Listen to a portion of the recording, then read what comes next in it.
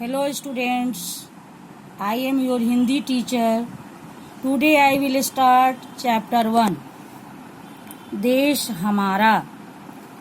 इस कविता में हमारे देश की विशेषताओं के बारे में बताया गया है कि हमारा देश भारत संसार के सब देशों से किस प्रकार अलग है और हमें अपने देश के लिए क्या करना चाहिए।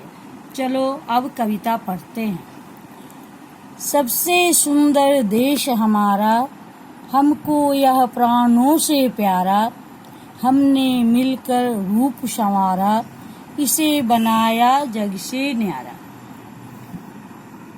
हमारा देश भारत सब देशों से सुंदर है। हमें अपना देश प्राणों से भी ज़्यादा प्यारा है। हम सब ने मिलकर इसके रंग रूप को सजाया है और इसे पूरे संसार से अलग बनाया है, अर्थात सबसे सुंदर बनाया है। उत्तर में जो खड़ा हिमालय, वह प्रतिपल रक्षा करता है। बादल जब टकराते इससे, तब जल वर्षा करता है। हमारे देश के उत्तर दिशा में पर्वतराज हिमालय खड़ा है, जो हर समय हमारे देश की रक्षा करता है। जब बादल इस पर्वतराज हिमालय से टकराते हैं तो वर्षा होती है। दक्षिण में लहराता सागर, भारत माँ के चरण पखारे, और प्रकृति भी निज हाथों से इस धरती का रूप निखारे।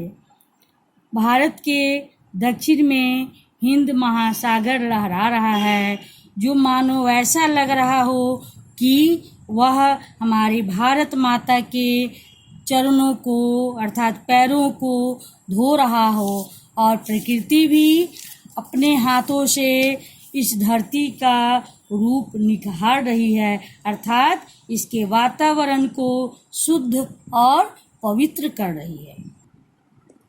ऋषि मुनियों की है यह धरती, पावन गंगा धारा बहती, निज जल से सिंचन करती है, सबके कष्टों को हरती है। भारत देश की धरती ऋषि मुनियों की धरती है, अर्थात यहाँ अनेक ऋषि मुनियों ने जन्म लिया है।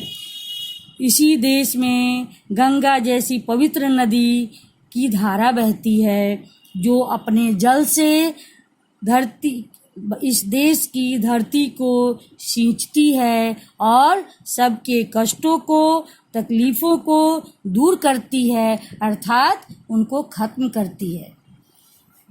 आओ इसको शीश नवाएं, इसके सारे दुख मिटाएं, मातृभूमि की सेवा करके अपना जीवन सफल बनाएं। अब कवि कहते हैं कि चलो हम सब मिलकर ऐसे भारत देश के सामने अपने शीश को झुकाएं, अपने सिर को झुकाएं और इस देश के सारे दुख को खत्म करें।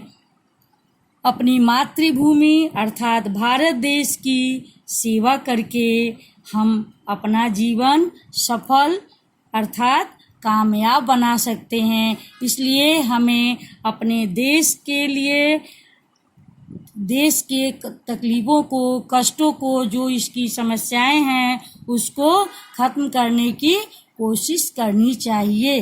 धन्यवाद।